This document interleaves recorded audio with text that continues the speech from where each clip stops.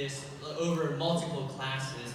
Did you know that Mrs. Alba had shingles in college? Oh, I'm so sorry, I misread that. She had WebMD in college. Oh, I would have loved to use that excuse in school. Sorry, I can't finish my bio IA. I have rheumatoid arthritis. Sorry, Miss Alba, my mesocosm died. I have osteoporosis. Well, I swear Mrs. Alba is stalking us. She always has these questions at the end of tests called Alba-based questions, and they just ask us fun, cute little personal questions about ourselves, like, what are you doing with this information, Mrs. Alba? What's your favorite activity? Studying, obviously. What's your favorite animal? America, Mrs. Alba. Thank you. Sheesh, stop stalking us. Thank you.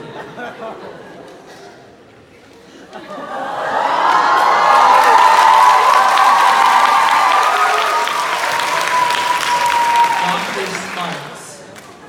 Some of you might think that Mrs. Shea is lenient with due dates. But Dr. Sparks assigned us an essay, third quarter. And I'll get that into you sometime, just I don't know when I still have to write it.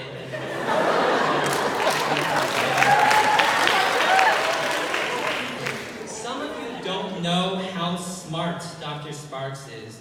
Like, she probably has 3 doctorates about horse AIDS and zombie caterpillars.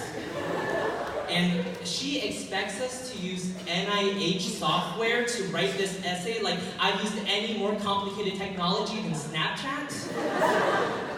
At least half the class still only knows that the mitochondria is the powerhouse of the cell. Don't fight off more than you can chew, Dr. Sparks. Dr. Sparks is always talking about the IB gods and goddesses, like she worships them, and it's true, she does. I've seen it. Every day in the middle of lunch, she hasn't noticed yet, but I stalk her, and she slinks into the science office, and she has a little shrine of Mr. Jellin. And she prays to it every day, saying, please, IB, moderate us up this year.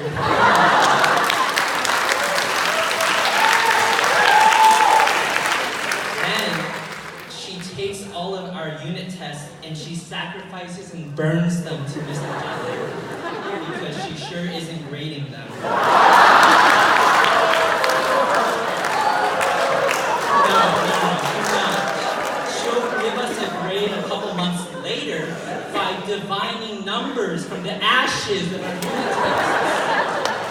Truly an oracle in our midst.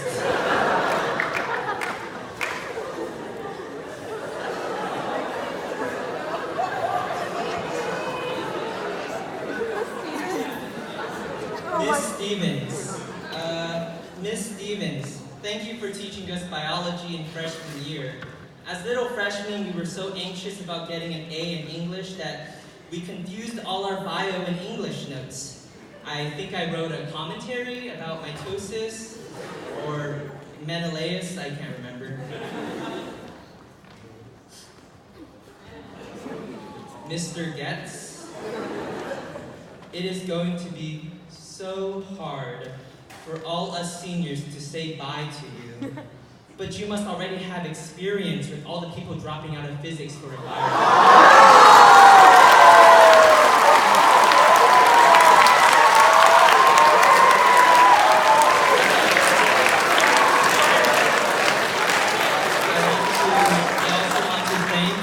Mr. Willard for providing asylum for all the students that thought Torque was a dance or a City Girl song featuring Cardi B. Mr. Getz once sent an email over a snow day saying that all people in DECA will get a 0 on a quiz. To my great disappointment, it turns out that it was just a joke, and the DECA kids could take their quiz. Thank you, Mr. Getz, for teaching me that integrity is the lowliest of all virtues.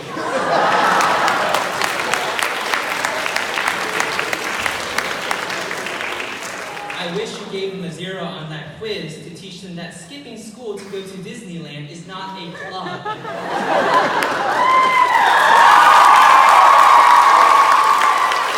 It's okay.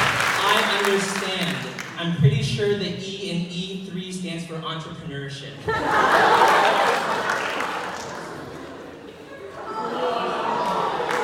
Mr. Willard, thank you for teaching Enviro so that all of us that are bad at science can get our IB diplomas. Mr. Willard loves making top 10 lists, so in honor of him, let me introduce you to the top 10 Mr. Willard moments. Number 1, getting a chair dropped on his head. That's it, that's the list.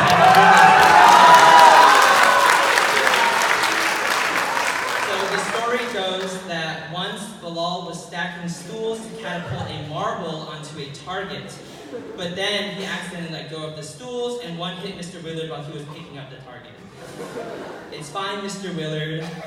Chairs are known for their great speed and attack prowess. I'm sure you gave it a good fight. We should all congratulate him for his courage to show his face in the building after that, truly braver than the Marines.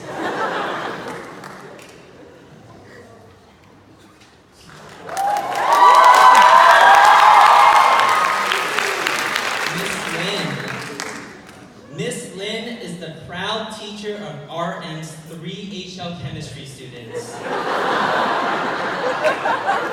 Thank you for your service. Miss Lynn, thank you for your gentle courtesy of assigning us 342 IAs to write over the course of the year. I know you had to cut back a couple hundred from last year, probably from something stupid like child labor laws. As Miss Lynn would call them, so easy. But without those IAs, we would have never experienced something as rewarding as heart palpitations at age 17. Heck, we might have gotten some sleep, God forbid. We might have had friends. Scary stuff. Some of you might think Miss Lynn has no soul because no one has ever seen her smile. But that's not true. When she came to A Midsummer Night's Dream, I could have sworn I saw the smallest sliver of white of her teeth. Or maybe she was just thinking about dropping my predicted score to a 3 after I met these movies. Of course, I'm kidding. Anyone who's had Miss Lynn will know that she's super down to earth. By that, I mean if you don't turn something in, she will put you in the earth. Alive. With her bare hands. Now, in all seriousness, I want to thank the RM Science Department, who has shaped and encouraged me and many other students to pursue science in college. We will never forget the broken beakers, the cracked eggs, and the soggy potatoes that have molded us into future scientists and the leaders we are today. Even for those who aren't going into the science field, the lessons that you have taught and the concepts we have learned are invaluable as we continue to question and inquire into the world around us. Thank you.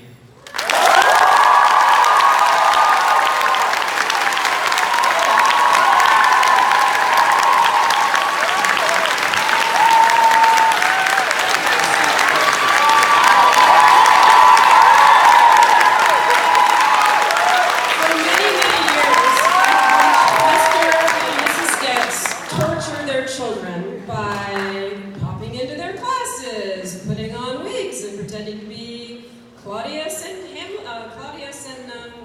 what's her name? Gertrude. What's her face? Right? Good old what's her face? Mr. Getz was always Gertrude.